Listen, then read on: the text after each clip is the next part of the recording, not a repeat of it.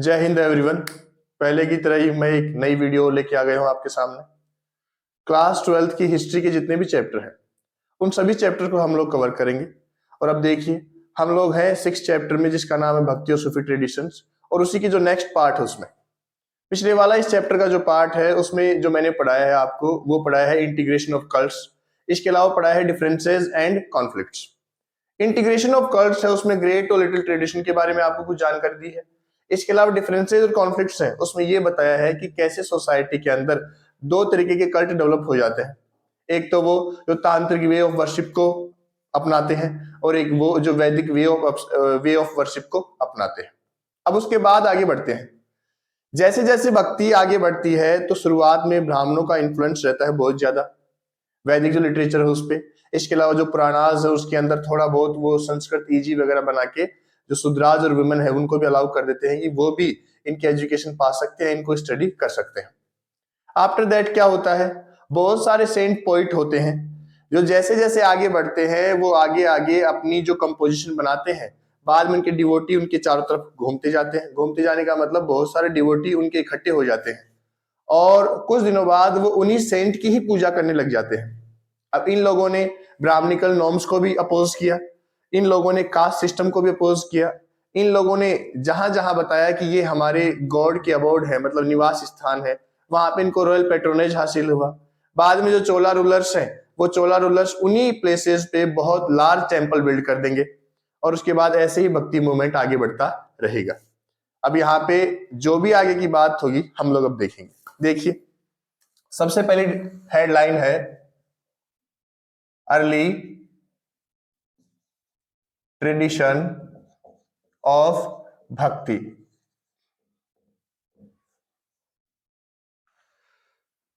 जब सोसाइटी के सभी जो ग्रुप हैं, सभी जो चाहे किसी भी कास्ट का हो, उन सबको अगर आप डिवोशन के लिए अलाउ करोगे, अब खैर डिवोशन तो ये कोई स्पिरिचुअलिटी तो क्या होता है, अपना खुद का मसला होता है, लेकिन उस टाइम पे क्या था कि जो अनटचेबल्स थे, जो शूद्राज जिनको कहा जाता है, उनको अलाउ नहीं था टेम्पल्स वगैरह में एंट्री करना। दैट्स वाई सोसाइटी का एक ग्रुप जितने भी डिवोशन वाले मैटर्स होते हैं उन सबसे अलग रह गया। बाद में जब पोइट सेंट आते हैं तो वही पोइट सेंट अपनी जो कंपोजिशन करते हैं तो उनके साथ वो सारे अनटचेबल्स, इवन जो डिफरेंट ग्रुप के लोग हैं वो सारे उनके पीछे आते हैं। इवन ब्राह्मणास भी इन पोइट सेंट के साथ आते हैं और इनको डिवोटी की जो क्या कहते हैं आप उपाधि वो दी जाती है। अब देखिए यहाँ पे अर्ली ट्रेडिशन ऑफ भक्ति के अंदर क्या है, जो हिस्टोरियन है इंडिया के हिस्टोरियन भक्ति ट्रेडिशन के अंदर दो तरीके की ट्रेडिशन को डिवाइड करते हैं। भक्ति ट्रेडिशन 2 टाइप का बताते हैं। First was saguna and second was nirguna. आप सगुण और निर्गुण भी कह सकते हैं। सगुण एंड सेकंड निर्गुण। भक्ति ट्रेडिशन 2 टाइप का बताते हैं, सगुण और निर्गुण। अब सगुण और निर्गुण में देखिए, कुछ डिवोटी हैं जो गॉड की पूजा करते हैं और गॉड को मानते हैं विथ एट्रीब्यूट्स, मतलब विशेषण सहित। यहां कहने का मतलब यह है कि जो गॉड है उसकी फॉर्म मानते हैं, उसका इनकारनेशन मानते हैं, मतलब अवतार मानते हैं। इसके अलावा जो गॉड है ही जस्ट लाइक ह्यूमंस ऐसे मानते हैं। ये कहते हैं कि उनके भी 2 आंखें हैं, हाथ है, पैर है, आप उनको मूर्ति में पूजा कर सकते हो। ये होते हैं सगुण डिवोटीज, जो भक्ति ट्रेडिशन के पहले पार्ट है, सगुण डिवोटीज। सेकंड होते हैं निर्गुण डिवोटीज, जो गॉड को मानते हैं फॉर्मलेस, कि गॉड जो है ही जस्ट लाइक ए लाइट, वो फॉर्मलेस है, वो एब्सोल्यूट है, वो प्योर है। तो ऐसे 2 टाइप के ट्रेडिशन इंडिया में डेवलप होते हैं, एक सगुण और सेकंड वाज निर्गुण। ये नॉर्थ इंडिया से लेके साउथ इंडिया तक हमें इन डिवोटीज के एग्जाम्पल मिलते हैं। जैसे कि अगर गुरु नानक देव को और कबीर जी को देखें तो वो निर्गुण डिवोटीज में आते हैं, निर्गुण ट्रेडिशन में आते हैं। अगर हम लोग तुलसीदास जी को, रामानंद जी को, इसके अलावा रामानुजाचार्य जी को, इसके अलावा साउथ इंडिया के जो अलवार और नैनार जितने भी सेंट हुए हैं उन सभी को हम लोग देखें तो वो सगुण डिवोशन में आते हैं, सगुण डिवोटीज, सगुण ट्रेडिशन में आते हैं। अब आगे इसको फर्दर और भी डिवाइड करते हैं। जो सगुण डिवोटी हैं ये सगुन डिवोटी बुक के अंदर अलवार्स एंड नयनार्स नाम से दिए गए हैं। अब इनके बारे में पढ़ना जरूरी है। हर बार 12th क्लास की सीबीएसई में और 12th क्लास के बोर्ड में ही क्यों, इवन आप नेक्स्ट टाइम या फिर आगे फर्दर जब कंपटीशन एग्जाम की प्रिपरेशन करोगे तभी भी अलवार और नैनार से क्वेश्चन हमेशा पुट किए जाते हैं। इसके अलावा सगुण डिवोशन, निर्गुण डिवोशन, इससे भी बहुत सारी बातें पूछी जाती है। लेकिन जैसा 12th क्लास की बुक में बताया गया है वो सब हम अब देखेंगे। देखिए आगे, याद रखिए bhakti tradition two type, saguna devotion with attributes and nirguna devotion, nirguna devotee, saguna devotee, nirguna tradition, saguna tradition.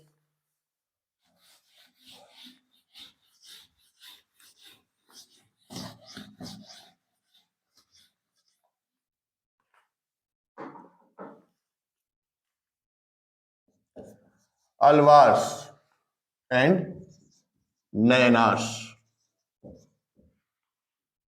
Alvars and Nayanars, ये बात है 6th सेंचुरी की। 6th सेंचुरी के अंदर, अब 6th सेंचुरी का मतलब 6th सेंचुरी सीई, बीसीई की नहीं है। बीसीई का तो मतलब हो गया जीसस क्राइस्ट के जन्म से 600 साल पहले, और सी का मतलब जीसस क्राइस्ट के जन्म के 600 साल बाद, उसके आसपास की बात है, जब 501 वाला डेट स्टार्ट होता है तब से, वो ईयर स्टार्ट होता है तब से। अपना जो तमिलनाडु है इंडिया का, बात है 6th सेंचुरी की सी। तमिलनाडु के अंदर 2 टाइप के डिवोटीज फॉर्म में आते हैं, सामने आते हैं, हम सबको दिखाई देते हैं। पहले है अलवार्स और दूसरे है नयनार्स। अब नयनार्स और अलवार्स याद करने का बच्चों को बहुत ज्यादा कंफ्यूजन रहता है, तो आप याद कर सकते हैं। नयनार्स जो डिवोटी वो है नयन, और नयन की बात, नयन कहते हैं आइज को, और आइज में आपको जब भी याद आए तो आपको महादेव याद आएंगे, त्रिनेत्र जिनको कहा जाता है, तो आप इनको अच्छे से याद कर सकते हैं। नयनार मतलब वो डिवोटी जो किसके डिवोशन में है, गॉड शिव के, गॉड शिवा के डिवोटी है, वो है नयनार्स। और जो अलवार्स हैं वो है गॉड विष्णु के devotee. This is clear. Alvars were devotees of God Vishnu and Nayanars were devotees of god Shiva. There were 2 types of devotion there. अब अलवार जो सेंट है उनके नंबर है 12। अब ये ध्यान देखने वाली बात है, ये बात हो रही है 6th सेंचुरी की, और इंडिया के बिल्कुल सदर्न टिप पे, तमिलनाडु के पास की बात है। 2 टाइप के वहां पे क्या होते हैं, सेंट डेवलप होते हैं, पोइट सेंट आते हैं। अब ये सारे के सारे इनका काम क्या है, ये ट्रेवल करते हैं, अलवार भी और नैनार भी ट्रेवल करते हैं। दे ट्रेवल्ड ए लॉट, और ट्रेवल करते करते क्या करते हैं, अपने अपने गॉड की प्रेज में, गॉड की प्रेज में हिम्स गाते हैं, मतलब भजन गाना, हिम्स गाना, पंक्तियां गाना, पदावली गाना, पद्य गाना, हिंदी में इनको ऐसे कहते हैं। अपने अपनी गॉड की हिम्स गाते हैं। इनका डिवोशन जो होता है, इसमें जो अलवार सेंट है वो गॉड विष्णु के डिवोटी है, और नैनार जो सेंट है वो गॉड शिव के डिवोटी है। और दोनों का एक ही काम है, अपने अपनी गॉड की प्रेज करते हुए, हिम्स गाते हुए one place to another place travel करते जाते हैं। आफ्टर सम टाइम ये क्या करते हैं, कुछ स्पेसिफिक लोकेशन को ये अपने अपने गॉड का अबोर्ड अनाउंस करते हैं कि ये उनका निवास स्थान है, मतलब इन फ्यूचर जब भी कभी टेंपल बनेगा तो यहाँ पे बनेगा, इस लोकेशन पे बनेगा। उसके बाद क्या होता है, जो वहां के रूलर होते हैं, उस अबोर्ड जहां पे लोकेशन बताई है, स्पेसिफिक लोकेशन बताई है गॉड की, या कोई भी अगर मान लीजिए कोई छोटा सा स्कल्पचर या कोई मोटिव, कोई मूर्ति स्टैब्लिश कर दी गॉड विष्णु की, गॉड शिवा की, बाद में वहां पे रॉयल पैट्रोनेज मिला इनको। रॉयल पैट्रोनेज जब मिला तो यहाँ लार्ज टेम्पल्स बिल्ड किए गए। जब लार्ज टेम्पल्स बिल्ड किए गए तो लार्ज टेम्पल्स बिल्ड करने के बाद सभी लोग यहाँ आने लगे पिलग्रिमेज के लिए, तीर्थ के लिए, और धीरे धीरे ये टेम्पल्स बहुत ज्यादा फेमस हो गए, और इनके साथ ही फेमस हो गए अलवार्स और नैनार्स। अब ऐसा नहीं है कि इतनी जल्दी ये सब हुआ है। 6th सेंचुरी से भक्ति मूवमेंट स्टार्ट होती है फ्रॉम तमिलनाडु, और तमिलनाडु में 2 टाइप के संत हैं, अलवार और नैनार्स। अलवार है गॉड विष्णु के डिवोटी, और नैनार है गॉड शिव के डिवोटी। दोनों का एक ही काम है, इनके नंबर्स बहुत ज्यादा है, रिमेंबर इट, नंबर्स एक की 12 है, एक की आई थिंक 64 या इससे भी ज्यादा है। तो ये प्लेस टू प्लेस जाते हैं और अपने अपने गॉड की प्रेज में हिम्स गाते हुए जाते हैं, जैसे अपने भजन वगैरह बोलते हैं नॉर्थ इंडिया में। जब ये वहां पे जाते हैं तो फिर कुछ स्पेसिफिक लोकेशन को ये सेक्रेड अनाउंस करते हैं और अबाउट अनाउंस करते हैं कि ये जगह पवित्र है और हमारे गॉड यहाँ पे रहते हैं। जैसे हमारे भी यहाँ बहुत सारे तीर्थ स्थान है वैसे ही, जैसे प्रयागराज हो गया, उज्जैन हो गया, काशी बनारस हो गया, ऐसी वाली। तो जो वहां पे अनाउंस कर देते हैं आफ्टर सम टाइम, उन लोकेशन पे जो रॉयल्स होते हैं, जो राजा जिनको कहा जाता है, वो सारे के सारे लार्ज टेम्पल्स बिल्ड करवा देते हैं। और लार्ज टेम्पल्स बिल्ड करवाने के बाद बहुत सारे लोग वहां पिलग्रिमेज के लिए आते हैं और आफ्टर सम टाइम ये सब कुछ फेमस हो जाता है। अब ये देखिए शुरुआत है अलवास और नैनास की। अब हम लोग फर्दर नेक्स्ट टॉपिक पे चलते हैं। इसी के अंदर अलवास और नैनास से हमेशा क्वेश्चन पुट किया जाता है और चांसेस है कि अब की बार की बोर्ड एग्जाम में भी ये क्वेश्चन आएंगे ही आएंगे, अलवास एंड नैनास। हमेशा याद रखिए 6th सेंचुरी की बात है और तमिलनाडु की बात है। नेक्स्ट है एटीट्यूड्स टुवर्ड्स कास्ट। अब कमाल की बात यह है कि 6th सेंचुरी के बाद इतने फेमस हो कैसे गए कि बड़े बड़े टेंपल बिल्ड हो गए। देखिए अलवास और नैनास जो सेंट थे, इनके अंदर हर कास्ट के लोग इंक्लूड थे।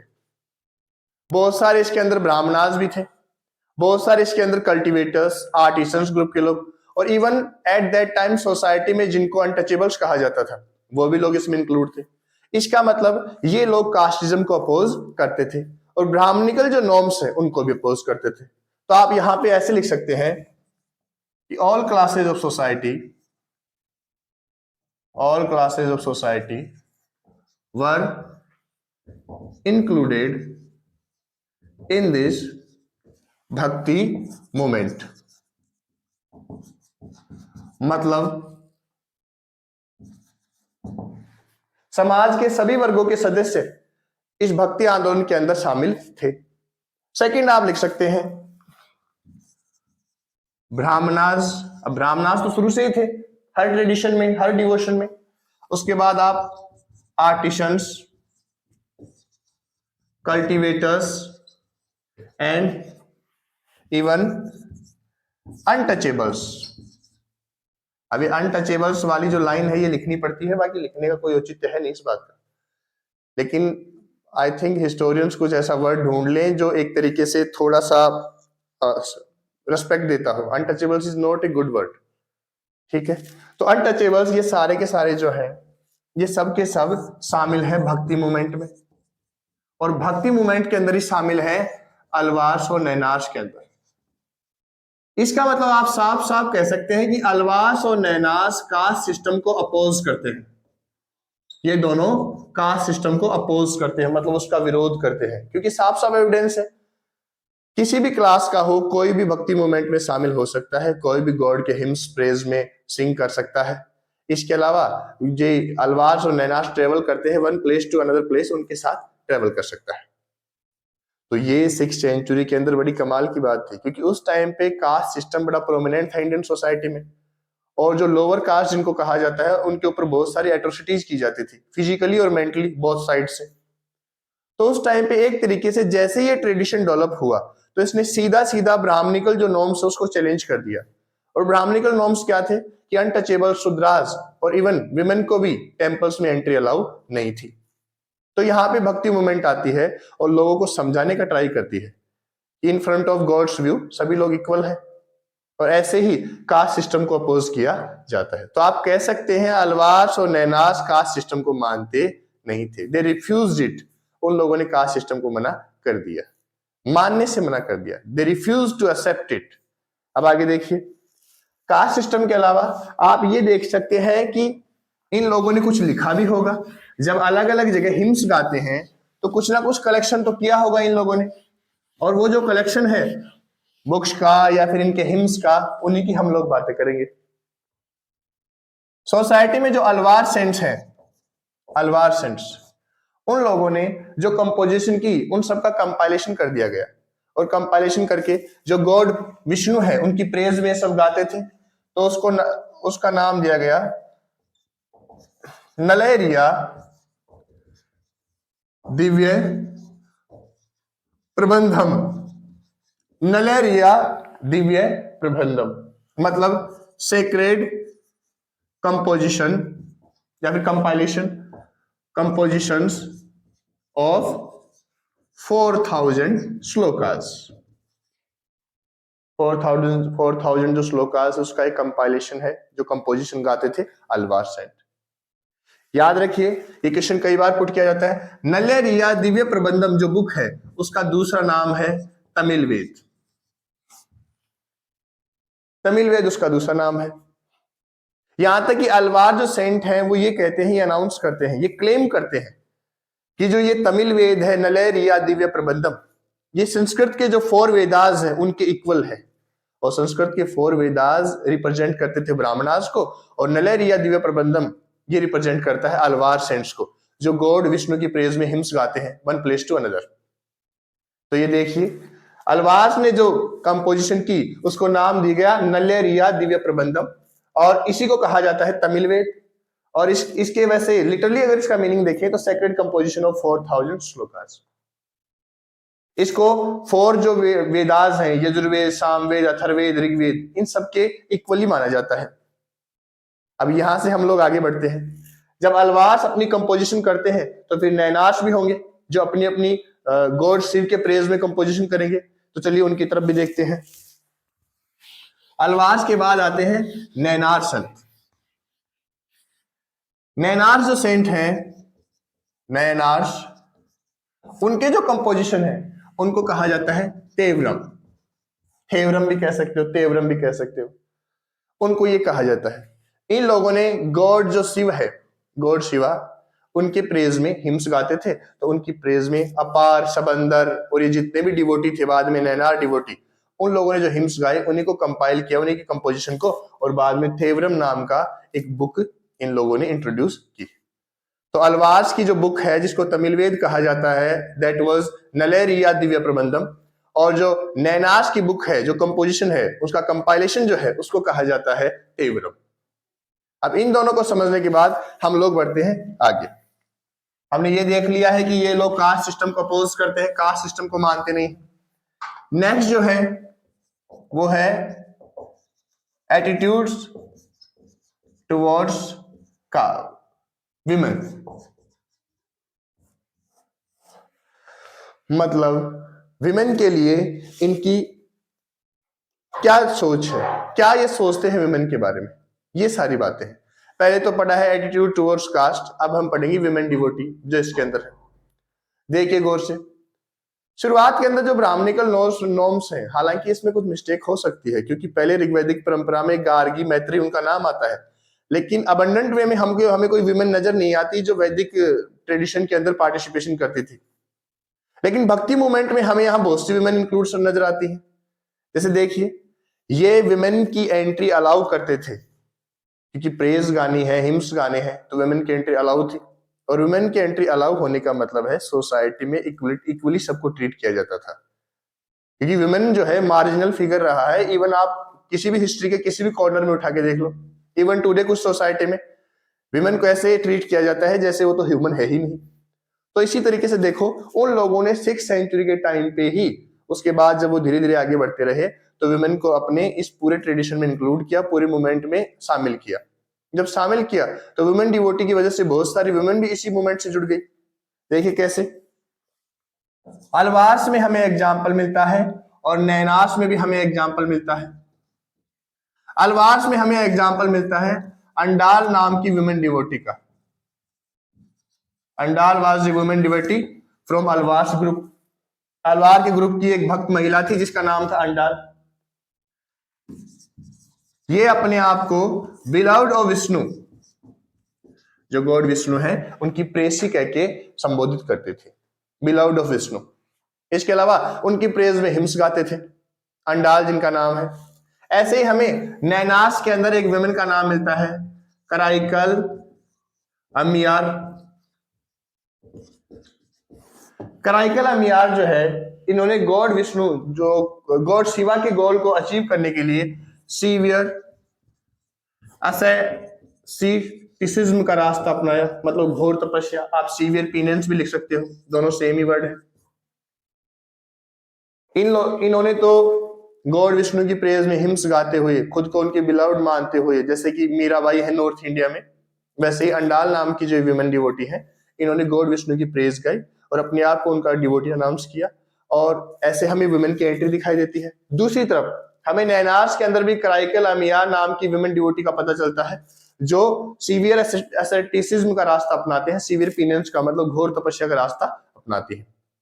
इसका मतलब वुमेन भी अलाउ है, कास्ट सिस्टम को अपोज करते हैं। तो आप कह सकते हैं उस टाइम एरा में देखें, उस टाइम लाइन में देखें, तो ये लोग उस टाइम के अकॉर्डिंग मॉडर्न है, और मॉडर्न ही नहीं है, लिबरल भी है। सोसाइटी के हर कास्ट, हर क्रीड, हर ग्रुप को अलाउ किया जाता है भक्ति मूवमेंट में। और वैसे है भी सही, गॉड पे किसी एक कास्ट का थोड़ी हक है, वो सबके हैं। आगे देखिए, एटीट्यूड टुवर्ड्स वुमेन हो गया।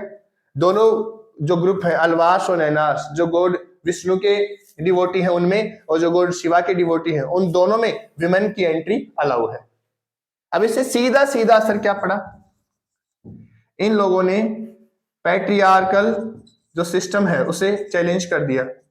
पैट्रियार्कल सिस्टम क्या है? सोसाइटी का हेड पहले पैट्रिलिनियन साइड से होता था, मतलब जो फादर फिगर है या फिर जो ग्रैंडफादर है, वो लोग सोसाइटी के हेड होते थे। इवन जो डिवोशन है उसके अंदर भी मेन है, उनको ही हेड अनाउंस किया जाता था। लेकिन जैसे ही अंडाल और कराइकल एमआर जैसी विमेन आती हैं, जो सीवियर पिनेंस और गॉड की प्रेज में हिम्स गा के अपने आप को साबित करती है, प्रूव करती है कि we are the devotees of God Vishnu और गॉड शिवा, उसके बाद ये सीधा सीधा जो पैट्रियार्की सिस्टम है, जो मैन की डोमिनेशन है, उसको चैलेंज करती है। अब यहाँ पे हमें एक बात पता चली है कि ये लोग उस जमाने में मॉडर्न थे, दैट्स वाई कास्ट सिस्टम को भी अपोज करते थे और विमेन को भी अलाउ करते थे। इसी वजह से सोसाइटी के वो ग्रुप जो ब्राह्मणास के साथ पहले वैदिक ट्रेडिशन के साथ जुड़ नहीं पाए थे, कनेक्ट नहीं कर पाए थे, पुराणास के टाइम पे कनेक्ट नहीं कर पाए थे, वो सारे के सारे ग्रुप भक्ति मूवमेंट से जुड़ गए और एक मास मूवमेंट बन गया। साउथ इंडिया में इसका बहुत ज्यादा इंपैक्ट पड़ा। अब इंपैक्ट कैसे पड़ा, आगे देखते हैं। याद रखिए हमेशा, जो पब्लिक जिसको सपोर्ट करती है, तो बाद में जो रॉयल साइड है, या फिर आप कह सकते हैं कोई भी गवर्नमेंट है, चाहे किसी भी टाइप की है, किसी भी टाइप का रूल है, अथॉरिटेरियन रूल है, कैसा ही रूल है, पब्लिक जिसको सपोर्ट करती है वो भी उसको सपोर्ट करने लग जाता है। देखिए कैसे, relations with state. 6th century से 9th सेंचुरी तक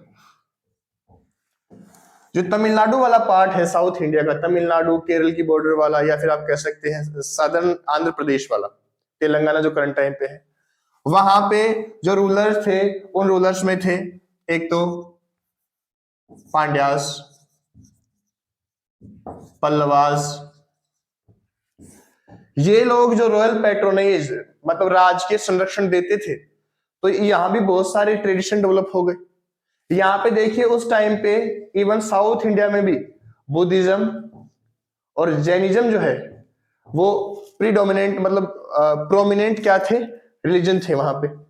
इनको जो सहारा देता था, इनको जो ऐसे पैट्रोनेस नहीं कहेंगे कि रॉयल पैट्रोनेज इनको इतना ज्यादा हासिल नहीं था साउथ इंडिया में, नॉर्थ इंडिया में तो पूरा था, लेकिन सदर्न इंडिया में बुद्धिज्म और जैनिज्म को जो लोग सहारा देते थे, उनमें एक तो मर्चेंट्स वाली क्लास और दूसरा आप कह सकते हैं ट्रेडर्स वाली क्लास। ये दोनों सपोर्ट करते थे बुद्धिज्म को और जैनिज्म को। आफ्टर सम टाइम जब यहाँ पे पल्लवास पांड्यास हारते हैं, तो उसके बाद एक डायनेस्टी और बनती है, चोला डायनेस्टी। अब चोला डायनेस्टी सदर्न इंडिया की विजयनगर एम्पायर की आप ऐसे मान के चलिए, क्योंकि विजयनगर एम्पायर से तो पहले की है, क्योंकि ये 9th सेंचुरी में बनती है, बिल्ड होती है 9th सेंचुरी में, और विजयनगर एम्पायर 14th सेंचुरी का है, जो हम बाद में पढ़ेंगे। तो चोला जो रूलर्स हैं वो रॉयल पैट्रोनेज बुद्धिज्म को जैनिज्म को नहीं देते, बल्कि ये जो अलवास और नैनार्स हैं इनको रॉयल पैट्रोनेज दिया जाता है, राजकीय संरक्षण दिया जाता है। तो आप कह सकते हैं जिसको राजा का सहारा मिल गया, बड़ी सिंपल सी बात है, वहां पे टेंपल भी बहुत बड़े बड़े बिल्ड होंगे। तो देखिए साउथ इंडिया के अंदर क्या हुआ। आफ्टर 9th सेंचुरी जो सदर्न इंडिया का तमिलनाडु वाला पार्ट है, वहां पे नए रूलर आते हैं और वो है चोला रूलर्स।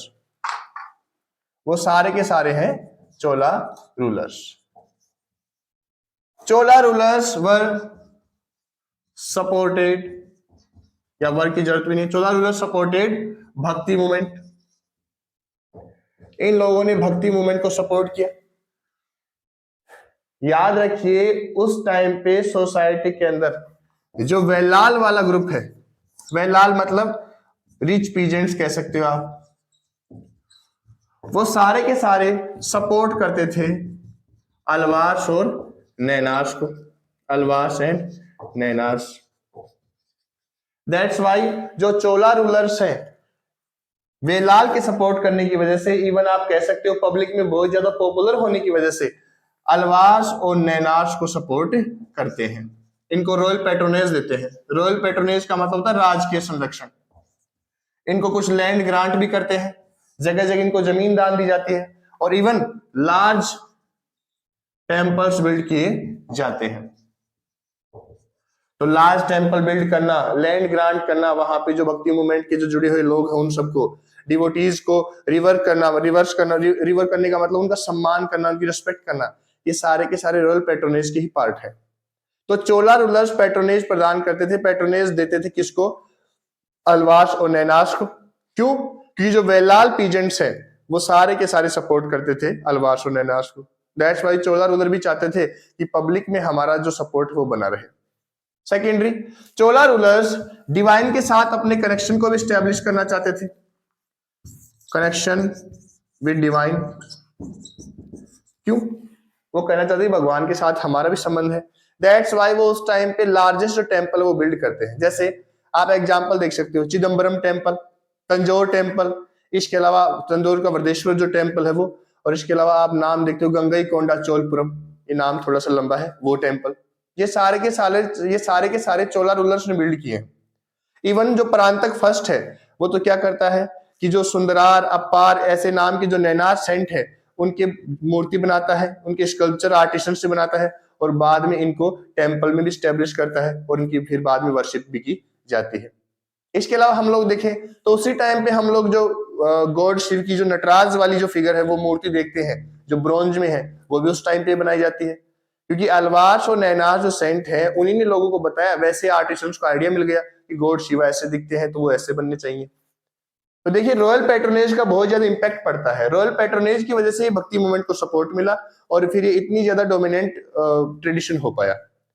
तो आज हम इस चैप्टर में क्या क्या पढ़ा है? पहला तो ये कि सगुण और निर्गुण, सगुण मतलब विथ एट्रीब्यूट्स, निर्गुण मतलब विदाउट एट्रीब्यूट्स या फॉर्मलेस आप कह सकते हैं।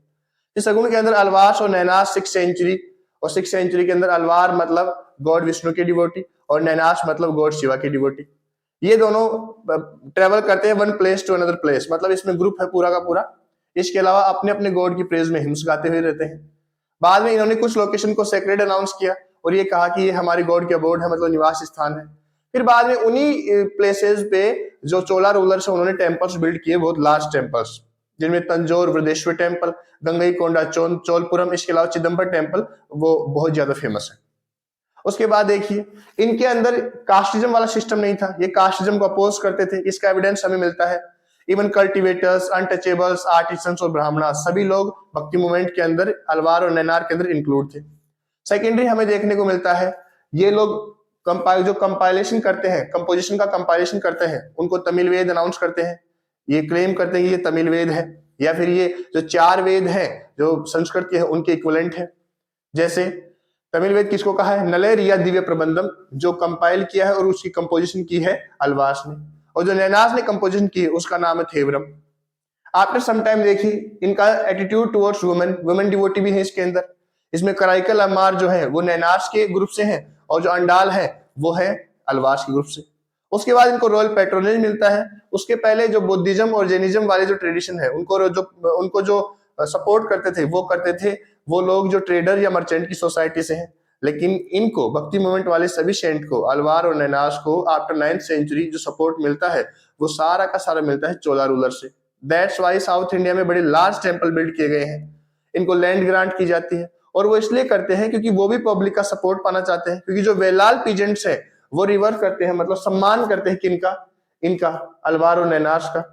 इसके साथ रॉयल पैट्रोनेज देने के पीछे एक और रीजन है, वो डिवाइन के साथ अपना कनेक्शन बताना चाहते हैं आम पब्लिक को। दैट्स वाई इतने बड़े बड़े टेम्पल बिल्ड किए जाते हैं।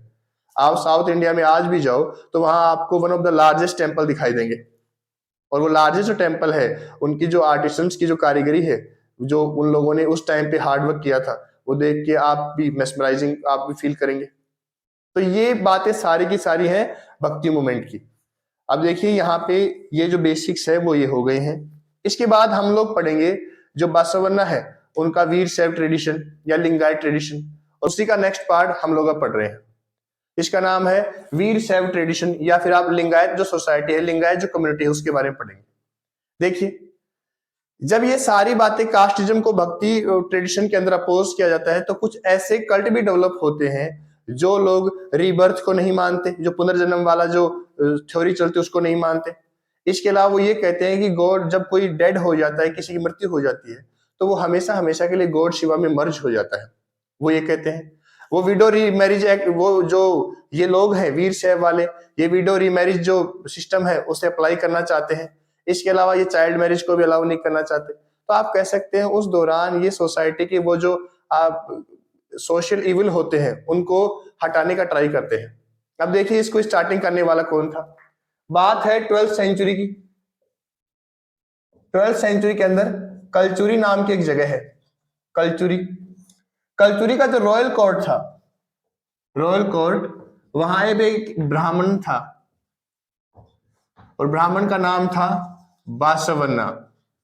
अब अन्ना कर्नाटक की साइड में बड़े भाई को कहते हैं। अब यहाँ पे देखिए बासवन्ना, बासवन्ना जो था उसने इंट्रोड्यूस किया था लिंगायत और वीर शैव ट्रेडिशन।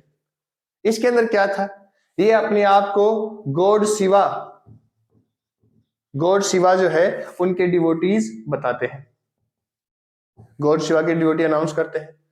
बासवन्ना 12th सेंचुरी के अंदर कलचुरी के रॉयल कोर्ट के अंदर मिनिस्टर थे, मिनिस्टर थे। और मिनिस्टर होने की वजह से ही आप समझ सकते हो, एक ये बात तो आप समझ सकते हो कि ये जो पढ़े लिखे लोग होते हैं ये ऐसे काम करते हैं। अब जब मिनिस्टर थे तो इन्होंने बाद में एक नया ट्रेडिशन स्टार्ट किया, वीर शैव ट्रेडिशन, और अपने आप को गॉड शिवा के डिवोटी बताते थे। इन्होंने कास्टिज्म वाला जो भी सिस्टम है इसको अपोज किया। तो इन्होंने किसको अपोज किया, कास्टिज्म को। इसके अलावा ये अपोज करते थे रीबर्थ को भी, मतलब जो पुनर्जन्म वाली जो थ्योरी है उसको भी अपोज करते थे। अब बासवन्ना बाई कास्ट याद रखिए ब्राह्मण थे, और ब्राह्मणिकल जो नॉर्म्स है उन्हीं को अपोज कर रहे थे। इसकी वजह से हुआ क्या कि सोसाइटी के वो ग्रुप जो आज तक भक्ति ट्रेडिशन के अंदर जुड़ नहीं पाए थे, वो सारे के सारे इन्फ्लुएंस हो जाते हैं, और सभी के सभी किनके साथ जुड़ते हैं, बासवन्ना के साथ। इनकी पहचान क्या है, फीचर्स क्या है इनके? पहचान यह है कि ये अपने कंधे पे जो शिवलिंग जैसा आकार का होता है, जो सिल्वर की प्लेट से ढका होता है, उसको लेके चलते हैं।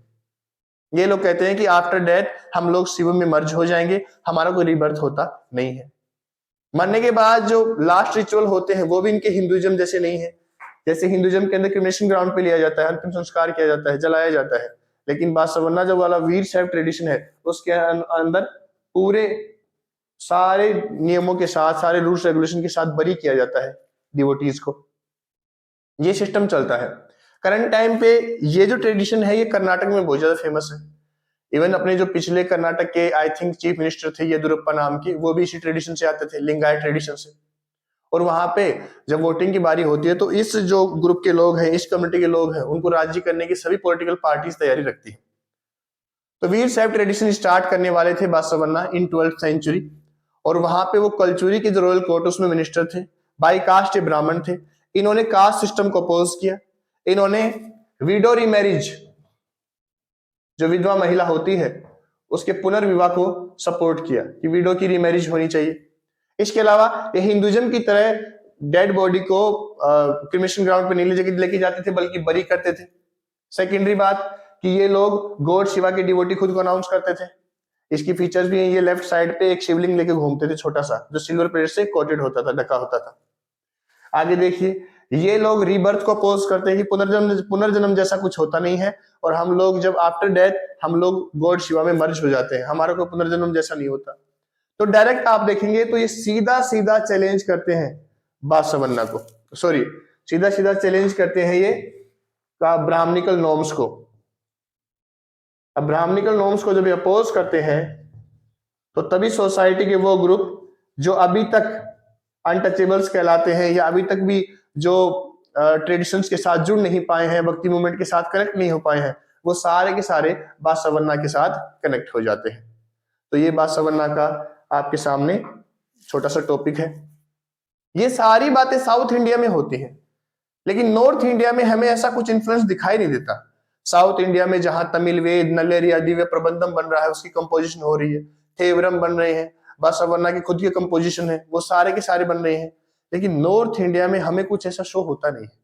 तो इसके लिए हिस्टोरियंस कुछ और चीजों को रिस्पॉन्सिबल मानते हैं। देखिए, जब साउथ इंडिया में 6th सेंचुरी के बाद ये सब कुछ हो रहा था, तो नॉर्थ इंडिया के अंदर कोई और ही ट्रेडिशन डेवलप हो रहा था, और वो ट्रेडिशन ये था कि नॉर्थ इंडिया के अंदर मोस्टली